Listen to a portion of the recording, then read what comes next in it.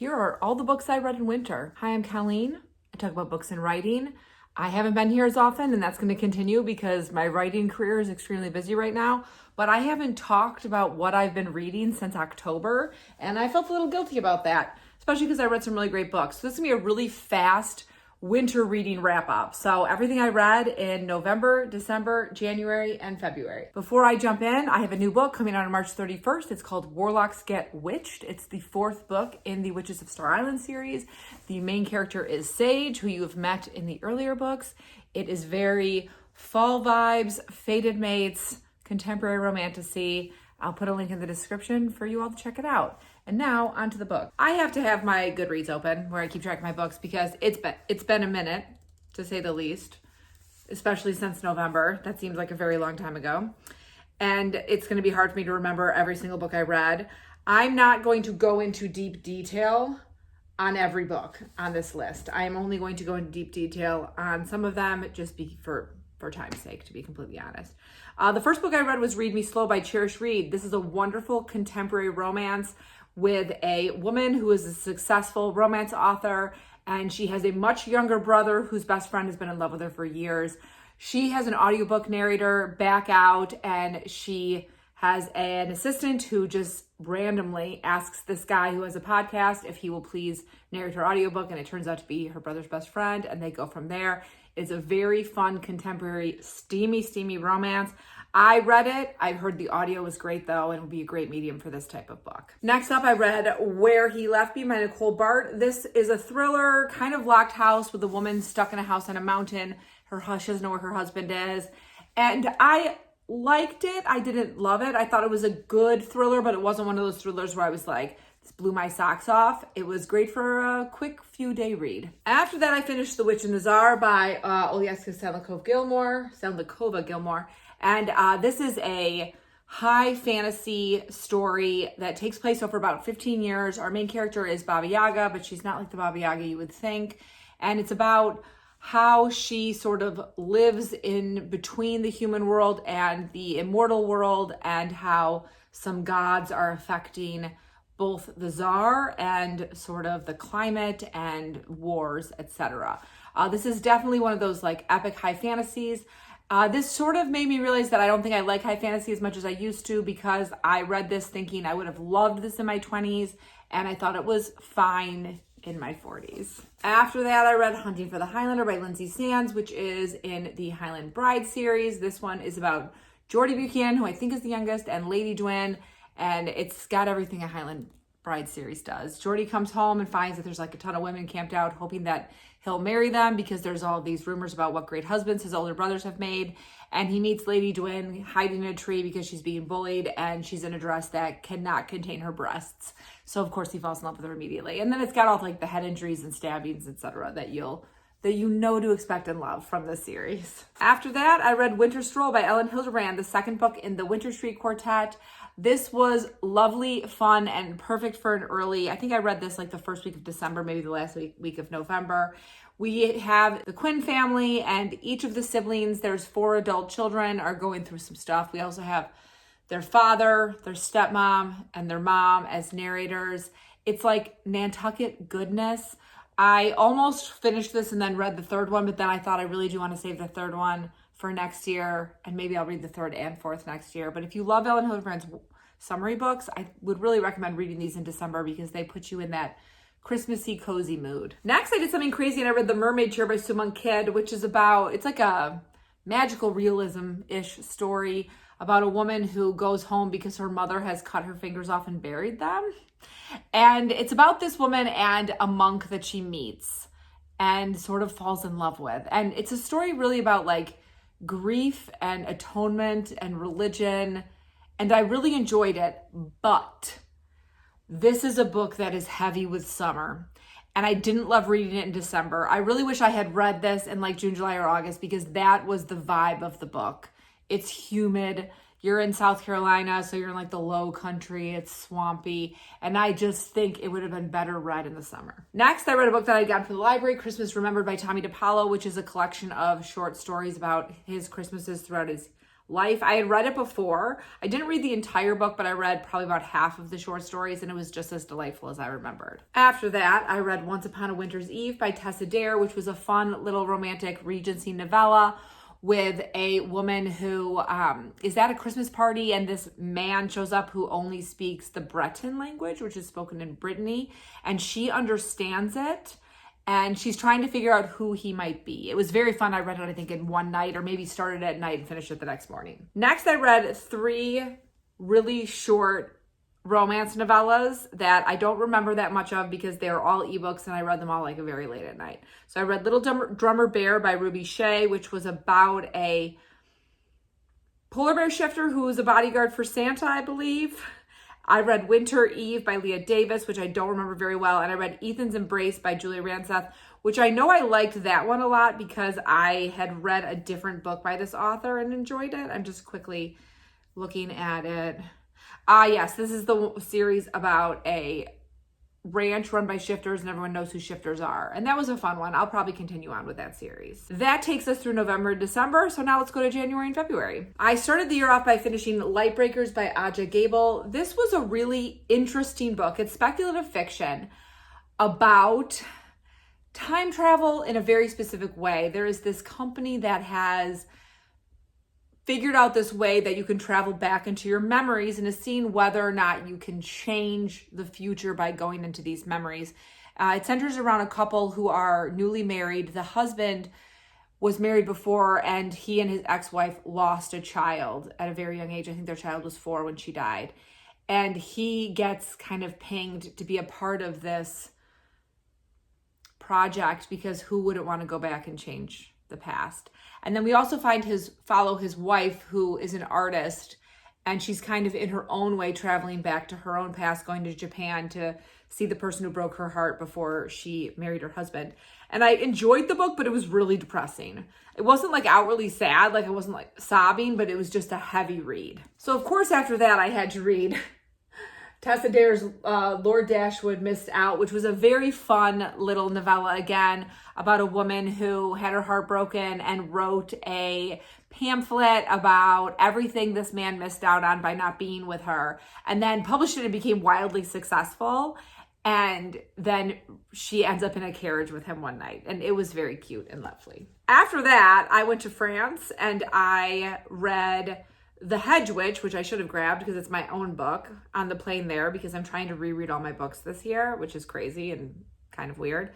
But then I had started a different book, which I'll talk about later, and it turned out not to be the right book to read while I was in France. So I reread 3 favorites. I read Highland Secret by Kerrigan Byrne, which is about berserkers and very fun. I read In the Bed with the Stable Master by Sophie Jordan, which I love. I read that like 4 times now. It's only like 70 pages, but I absolutely adore it.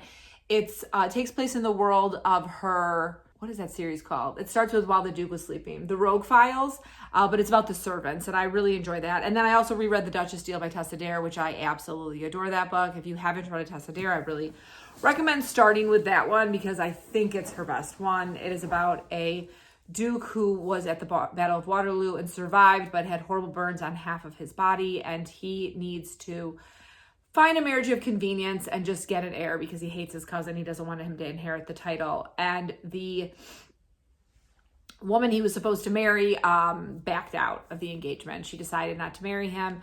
And randomly one day he is working in his office, writing a letter saying he needs a wife, and a woman walks in a wedding dress, and it's the seamstress who made his intended's wedding dress, her family has been refusing to pay. And she's basically like, I need to get paid for this dress. Like, this materials and all my work, I have to get paid for this dress.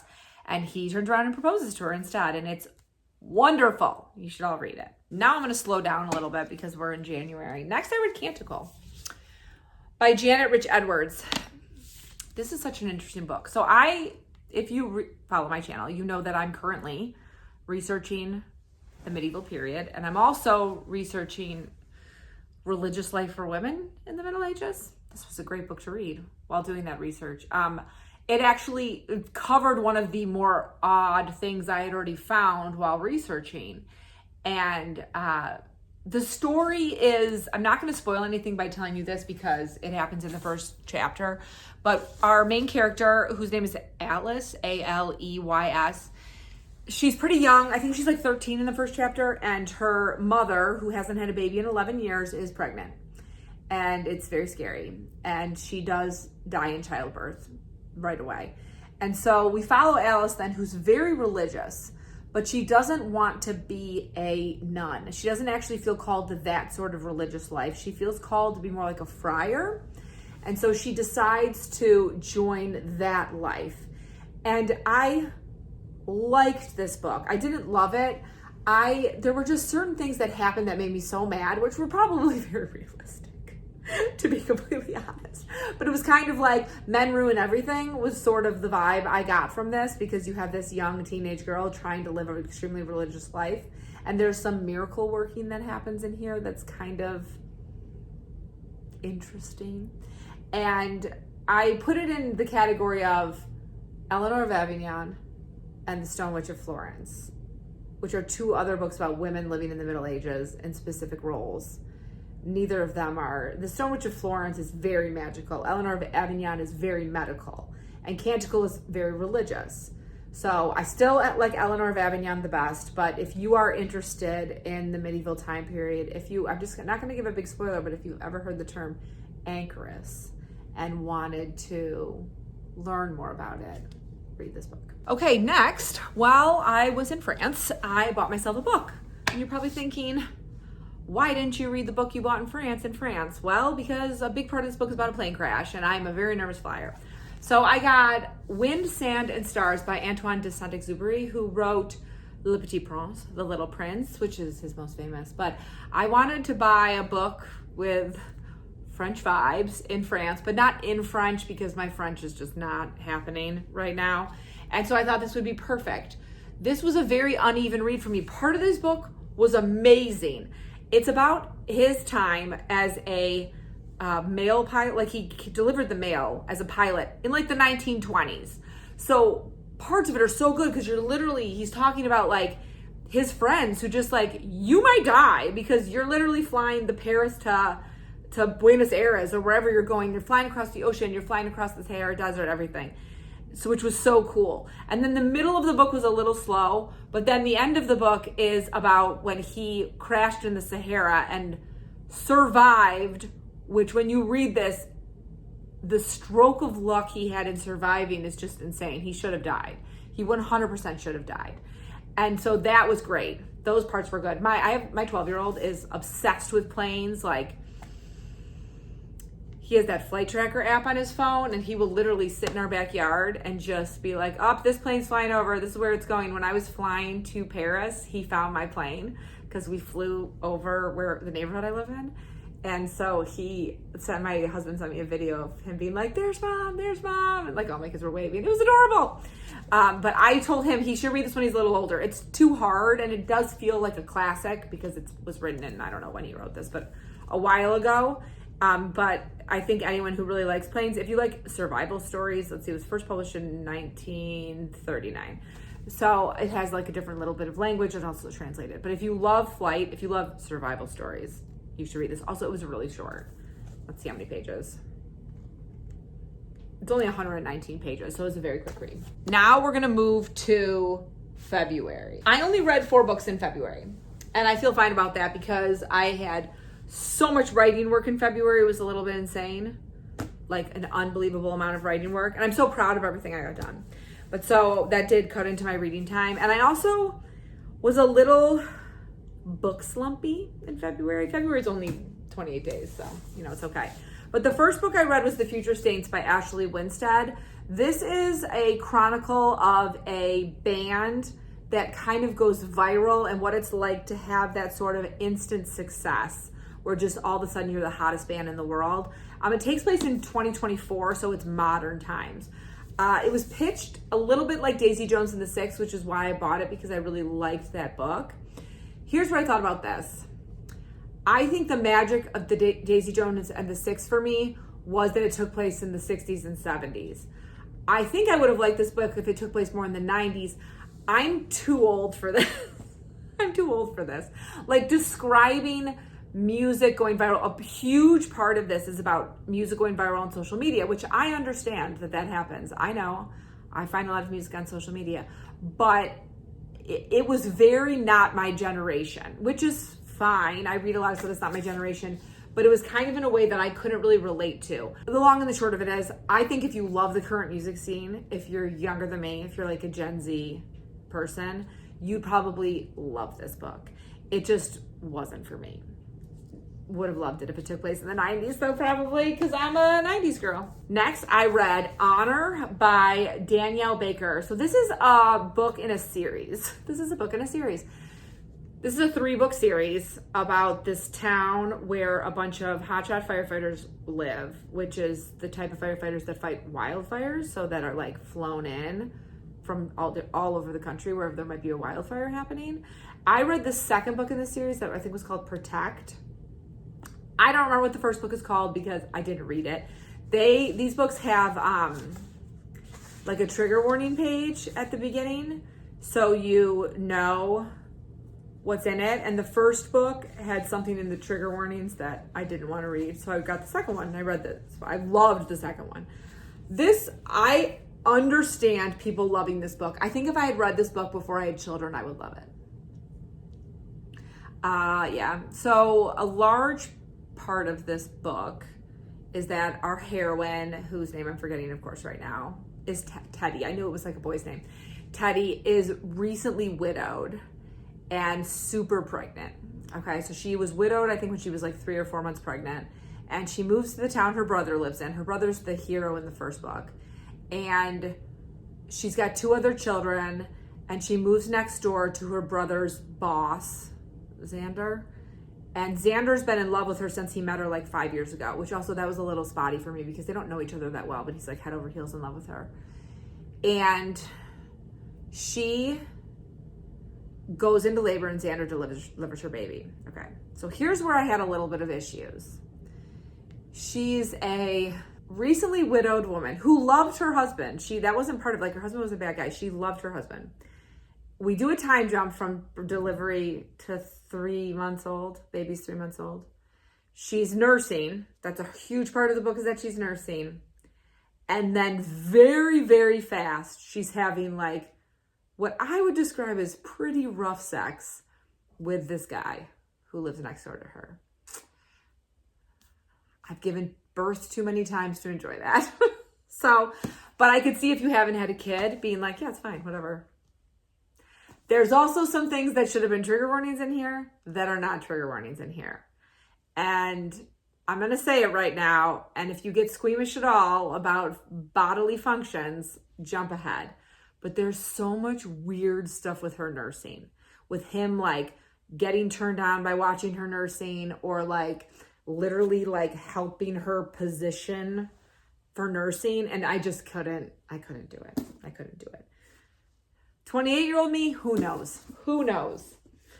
But once you've done that stuff, it's hard to ever think of it as hot. Okay, I've got 2 more books only in February. The next one being My Husband's Wife by Alice Feeney. This was one of my book of the month picks, or this was my book of the month pick for February. And I really liked this, so much so that I'm gonna make my husband read it. And that's a special type of thriller that I make my husband read, because he will pretty much only take 1 book recommendation a year from me. Because that man just wants to read sports biographies all day long. Okay, so this opens with a woman named Eden, and she goes for a run, and she comes home, and she can't get in her house. Her key doesn't work, and she left her phone at home. She doesn't know what's going on, and so she rings the doorbell, and a woman she doesn't recognize answers the door. Now, she hasn't lived in this house for too long, so she's having these moments of like, am I at the wrong house? And she's like, no, this is my house. Like, who are you? Did you break into the house? Da-da-da. And now she says, like, my husband should be here. And she starts yelling for her husband. He comes to the door and he's like, I don't know who you are. This is my wife. And then the story goes from here there. And it's so twisty and turny. I kind of don't want to give away anything. This was one of those books. So I've only ever read Daisy Darker, and I didn't love the ending of Daisy Darker. And when I was reading this, I was like, I kind of not loving this ending. But then there's like a last chapter that's like kind of like a afterword, but it's part of the story. And I read that and I was just like, but the whole time I was reading this book, my husband kept going, oh my God, what are you reading? Because I kept going, what the hell? What the hell? Like over and over again. I read it in like 2 days. So it was great. If you're looking for a great twisty thriller, this one was really good. And then lastly, I read The Rural Diaries by Hilary Burton Morgan.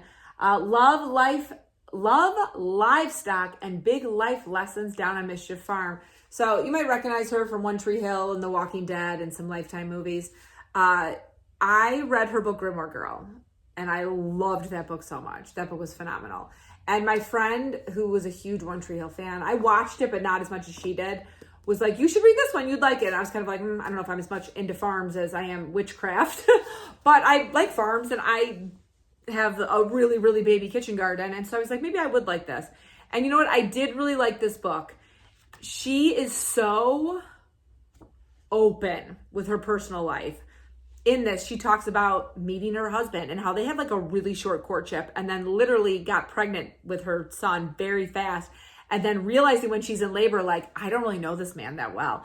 And she's just so frank about describing it. And then she talks about secondary infertility, which is heartbreaking. She talks about a lot of stuff in the Me Too movement because she was a very big person in it. And I remember reading some of this. I specifically remember, and she puts it in point blank, like Ben Affleck roped me on MTV in front of everybody. And I remember seeing that clip and it being really bad. And she talks about how MTV reacted to it. Basically, they were like, you did such a good job. You just brush it off. You're a pro. And she was like, how they were kind of like grooming her to understand, like, you take this kind of stuff in the industry. It was a really good read. And then sprinkled in there, you have her like renovating herself, her farmhouse, and building a farm and taking care of animals. And it was really lovely. The only part that was a little slow for me is in the middle, there's a long section about Christmas. And I'm just over Christmas because it's February. Honestly, probably in like 2 months, I wouldn't have minded it. But I feel like January and February are kind of like Christmas. So that's the only part that was a little slow for me. But otherwise, a really fun read. I also had 3 other books that I read part of. So I'm going to talk about those.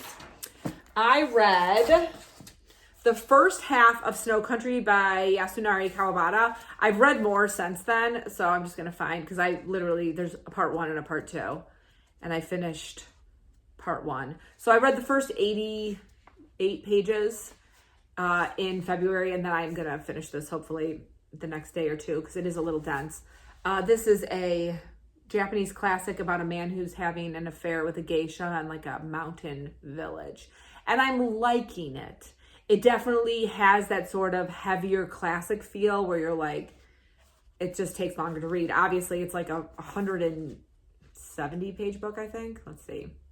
75 page book. And I've been reading it for a long time. And I only read about 10 or 20 pages before bed because it's just a little more dense. But I'm still liking it. Still enjoying reading it. Next, I started Blue Bistro by Ellen Hildebrand. I'm on page 50. And honestly, I think I read like 20 pages last night, so I only read about 30 pages in February.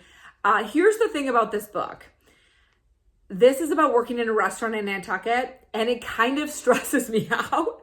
I worked in restaurants, as a lot of people do, and it's really fast-paced and really like, this got messed up, da-da-da-da. And it's super unrelaxing to read. And so I haven't been wanting to read it before bed.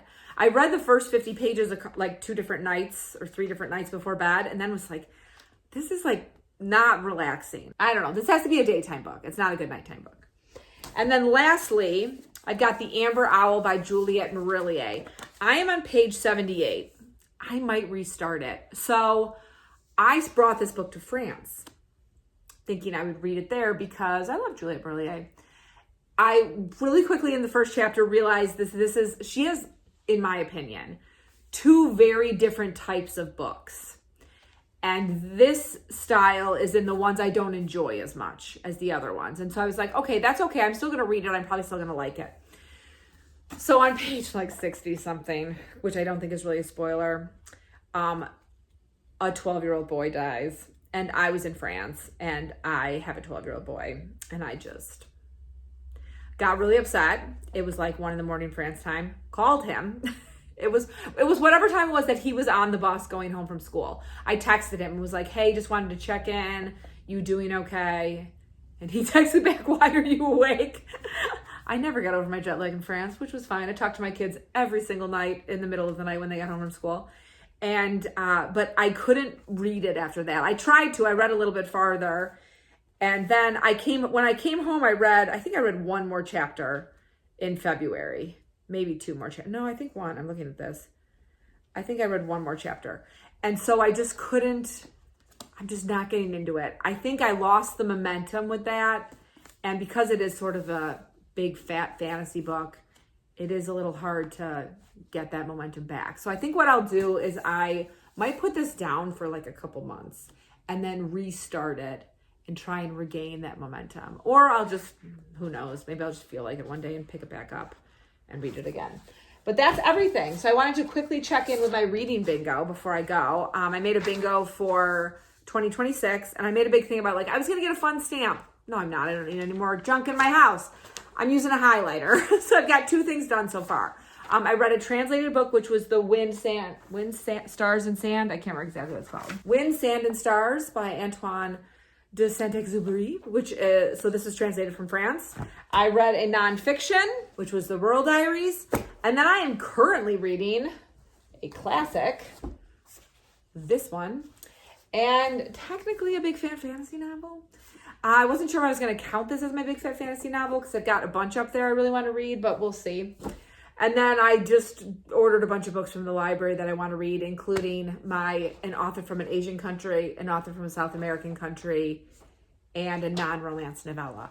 So hopefully I'll get a bunch of these checked off pretty soon. But that's my huge wrap up. And I don't know if I'm going to continue doing seasonal wrap ups rather than monthly. I don't have a ton of time to film anymore because all my writing stuff going on. So this might be more what you see for me, just once a season, all the books I read and what I felt about them. But I'd love to hear what you've been reading and loving over all these past months. And I hope it's been fantastic and you've really enjoyed it. And I'm not making myself a TBR for March. I'm just going to read. So you're not going to get a TBR video from me this month. You might get one more video about how my curriculum stuff is going or my writing stuff is going. We'll see. But as always, I hope you're in the middle of a good book, about to start reading a good book, or about to start writing a great book. And I will see you soon.